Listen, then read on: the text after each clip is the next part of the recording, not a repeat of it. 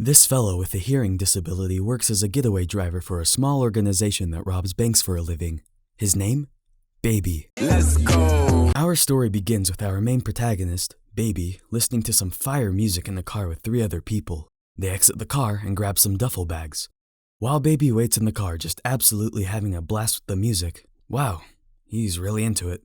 Suddenly, we hear police sirens and some commotion coming from the bank as it is being robbed by Baby's accomplices.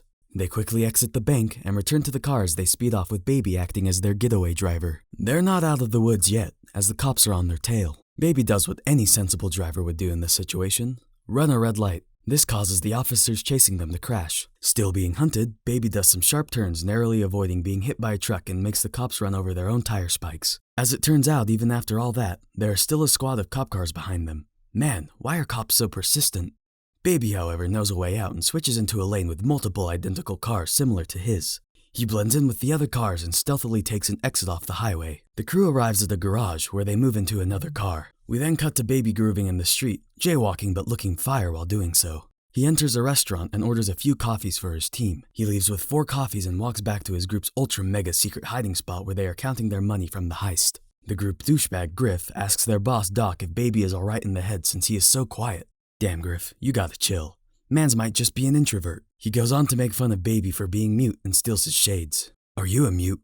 No. Oh shit, he can talk! As Griff proceeds to talk shit about Baby, he seems to be prepared as he dons another set of shades only for them to get immediately smacked off. Damn, Griff, you got a thing against glasses or something? After going in for a fake punch, he decides to leave Baby alone. The crew enters an elevator and one by one each crew member walks out until it's just Baby and his boss Doc. After giving Baby a fat stack, he tells him he has one more job to do until he paid off his debt to him. He gives Baby some sick-ass gloves and a burner phone. Hell yeah! Back at Baby's place, he hears sirens and quickly decides to hide his money in the most cliché spot ever. He goes on to jam to some music while making his roommate a sandwich. His roommate sees him on TV and gets suspicious of him, telling him in sign language to not do crime, but Baby pretends he's deaf. Damn, Baby, you can't just fake a disability like that. They watch some TV together and Baby makes a fire mixtape out of an audio clip of Griff calling him slow. Was he slow? No. Good kid. Devil behind the wheel. Was he slow? Damn, what a beat. He puts his mixtape into his collection, but then suddenly gets a flashback of his mother after seeing his mom's name on a tape. We cut to Baby chilling in a diner when a girl walks in singing a dope song suddenly gets his attention. We soon see that the girl actually works at the diner and is trying to take his order. She then notices his tape recorder sitting on the table. Damn, bro, you recording with that thing? No, don't worry, I'm into that. Haha. Oh, thank God you're weird too. The waitress asks Baby what he does for a living and he says he's a driver. She is instantly jelly and Baby notices her name tag. Wait, is her name Jonathan? Oh no, I would not like to end up in the same situation as this guy. Luckily, her real name was not actually Jonathan and was just using someone else's tag. Close call there, Baby. Before she leaves, Baby asks what song she was singing and buys a record of it. Who even buys records anymore? He returns home and dances with his roommate who says he approves of Baby's girl. Wait, how does he know that? Suddenly, Baby gets a call from Doc saying that my chicken just laid a very big egg. Ooh, sounds tasty. Soon, Baby arrives at HQ and is introduced to Eddie No-Nos, JD, and Bats, who will accompany him on his heist. Bat gets all up in Baby's grill about him listening to music, to which Doc explains that he has tinnitus, meaning that he has to listen to music or else he hears a loud ringing sound. Kinda like what you'd hear after attending a Travis Scott concert. He also explains to Bat that Baby stole Doc's car years ago and is working for him to pay off his debts. Damn, talk about being an indentured servant. Doc then notices his amazing chalk drawing skills and celebrates accordingly. That's pretty fucking impressive, right? As Doc starts to explain to the crew the plan, Baby is drowning everything out with music to which Bats calls him out on. Baby then pulls a pro gamer move and recites everything Doc said in perfect detail. It's the Michael Myers Halloween mask, but don't all buy your mask at the same time, it looks suspicious. The switch car is ready, but you want me to hit the long stay parking structure at Hartsfield Jackson to get a heist vehicle that stays colder longer? Boost a commuter car, a family car, something that blends in well with morning traffic. The next day, the crew arrives at the bank and JD accidentally got everyone a Mike Myers mask instead of a Michael Myers mask. Damn, you dyslexic, JD? While they argue, they throw Baby off his groove, forcing him to restart his song, causing Bats to become confused. The fuck? His crew leaves and Baby gets into position to pick them up only to see that they killed a worker. Damn, all he was doing was delivering mail. Not cool. As they escape, they get shot at by multiple workers and an extra pissed off army dude. However, this doesn't faze Baby, who channels his inner gamer and drives on a goddamn wall avoiding shots as they make their escape. They're not out of the woods yet, as they get chased by the army guy who rams into them, jamming Baby's car under a truck. As Bat packs some heat and is ready to pop a cap into the army dude, Baby knocks the gun from his hand and they manage to escape. Baby then encounters every civilian's worst nightmare and gets caught in a traffic jam. They decide to ditch the car and go on foot. Bats then steals a car from another who left their baby in the car.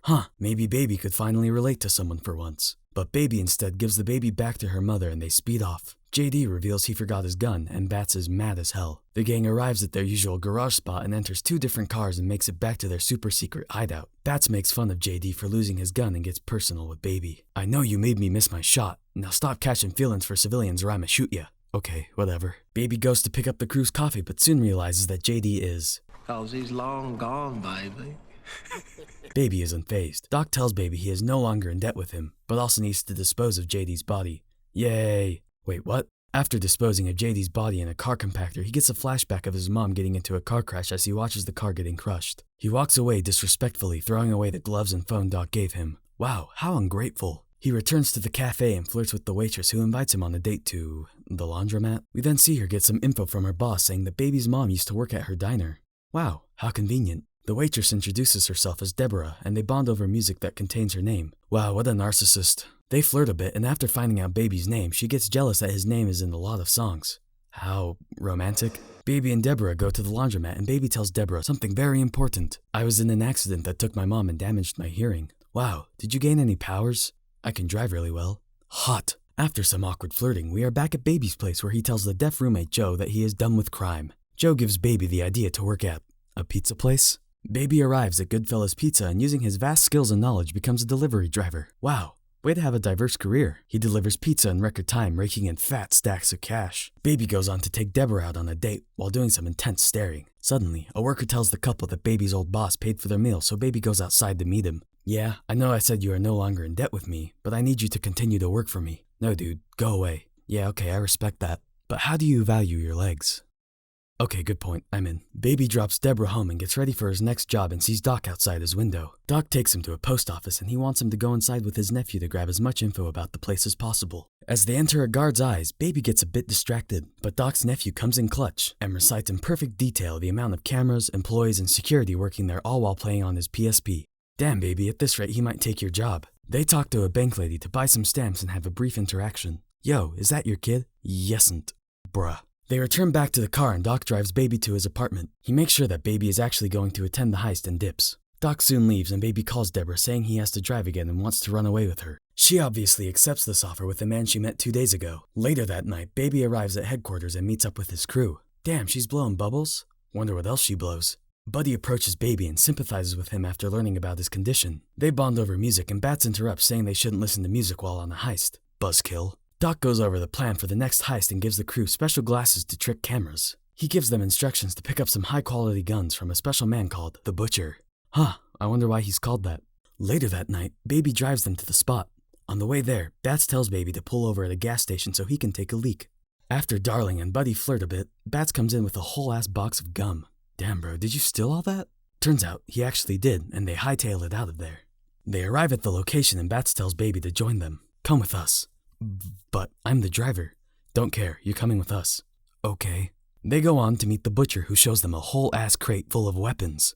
Damn, he's tiny. He then makes a lot of weird pig metaphors even though they're guns. Oh, that's why he's called the Butcher. Bats notices something on one of the boxes and decides to kill the Butcher and thus, a gunfight ensues. Obviously, Baby's crew comes out on top and Buddy is reasonably pissed at Bats. Bats says that Doc's contacts are actually cops. And as they argue, one of Butcher's men gets up and tries to drive away only to get shot. At least you tried, buddy. At least you tried.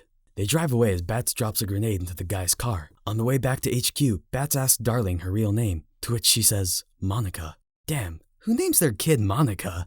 Bats' tummy is suddenly giving him the grumblies and asks Baby to stop at a diner. He recognizes it as the diner Deborah works and tries to say the food is bad, but Bats isn't having it and they go inside. As they sit down, Deborah arrives and takes their order. She gives them their drinks and Bats tells Deborah that Baby thinks the diner is bad and Deborah is shook. Bats suddenly gets an urge to kill and wants to ice Deborah, but Baby stops him. Bats gets the message and as his crew leaves, Baby leaves a note for her saying to start packing. When they arrive back at headquarters, Doc is pissed because he didn't get a phone call that said, Bananas. which is a code word for when a deal is done.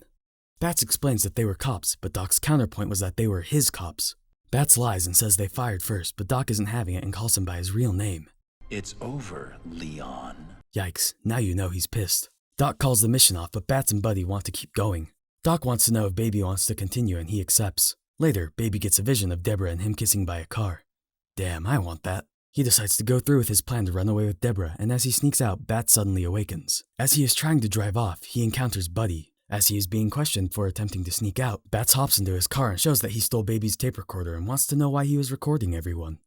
I just like making mixtapes, bro. Bats wants to hear them, and after Baby tries making excuses, he gets knocked out. A few hours later, Baby wakes up and sees the most horrifying sight imaginable. That's right, they have stolen his mixtapes. They force Baby to play one of his fire tracks, which happens to be the one where Griff calls Baby slow, and Doc proceeds to play a mixtape called Deborah, and plays it, revealing to everyone that the waitress he didn't want Bats to kill was his girlfriend.